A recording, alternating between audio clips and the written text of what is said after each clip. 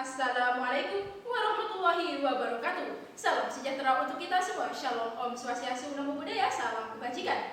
Perkenalkan, kami dari Universitas Islam Negeri Kiai Haji Masih di Jember.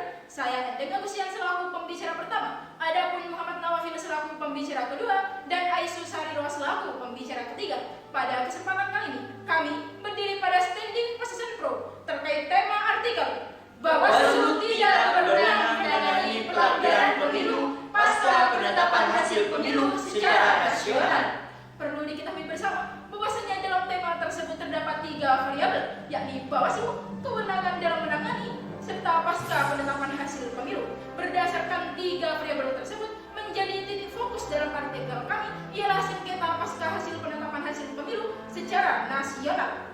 Kami menggunakan pendekatan peraturan perundang-undangan sebagai bahan hukumnya dan menggunakan pendekatan konsep ius constituendum sebagai analisisnya.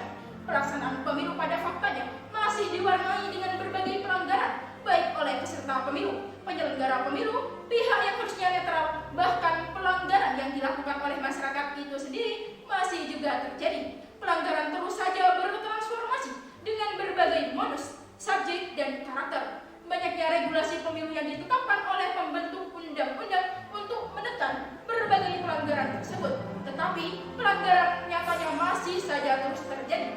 Setelah menelaah mosi dalam kasus ini, yakni Bawaslu tidak berwenang menangani pelanggaran pemilu pasca penetapan hasil pemilu secara nasional, penulis menegaskan kesepakatan dengan kerangka argumentasi ius constituendum, yakni cita-cita hukum, bahwa berdasarkan pendekatan perundang-undangan, peradilan khusus pemilihan umum sebenarnya telah disebutkan dalam Undang-Undang Nomor 10 Tahun 2016 tentang perubahan kedua Undang-Undang Pemilihan Gubernur, Bupati, dan Wali Kota. Akan tetapi, badan peradilan khusus ini masih merupakan wacana pembentukan, sebab hingga kini proses penyelesaian sengketa hasil pemilihan kepala daerah masih menjadi kewenangan Mahkamah Konstitusi. Belum ada politik hukum yang kuat dari pembentuk undang-undang, khususnya pemerintah, untuk mewujudkan.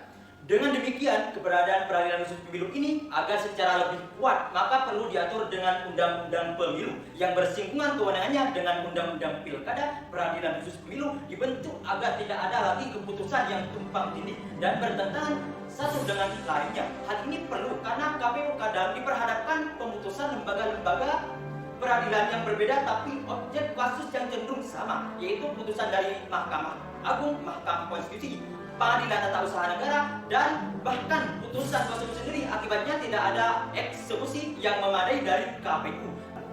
Dengan mewujudkan badan peradilan khusus sebagaimana penjelasan tersebut, maka kami menegaskan bahwa langkah tersebut merupakan komitmen serta konsistensi negara Indonesia yang dalam konstitusinya pada pasal 1 ayat 3 Undang-Undang Dasar Negara Republik Indonesia tahun 1945 yang menerangkan bahwa negara Indonesia adalah negara hukum. Maka berdasarkan konseptual approach yang kami usung, negara hukum Indonesia memiliki karakteristik tersendiri dengan ciri khas Pancasila sebagaimana yang dirumuskan oleh Philippus N. Hajon. Pandangan lain tentang unsur negara hukum dikemukakan oleh Jimli As-Siddiqi dengan merumuskan 13 prinsip negara tentang hukum Indonesia. Ke-13 prinsip tersebut merupakan pilar-pilar utama dalam menjaga prinsip-prinsip yang akan diusung dalam Indonesia dengan tegaknya suatu negara modern sehingga dapat disebut dengan negara hukum yang memiliki the rule of the law yang sebenar-benarnya.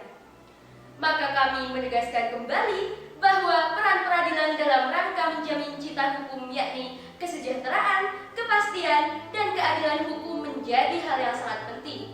Peran pengadilan sebagai lembaga yudikatif dalam menjalankan fungsinya terkhusus dalam hadirnya Badan Peradilan Khusus Pemilu memberikan harapan serta menjawab segala problem penyelesaian sengketa pemilu pasca penetapan hasil pemilu secara nasional. Maka dari itu, kami menegaskan kembali bahwa kami sepakat dengan mosi yang Bawaslu usung mengenai Bawaslu tidak berwenang menangani pelanggaran pemilu pasca penetapan hasil pemilu secara nasional adalah benar sebenar-benarnya.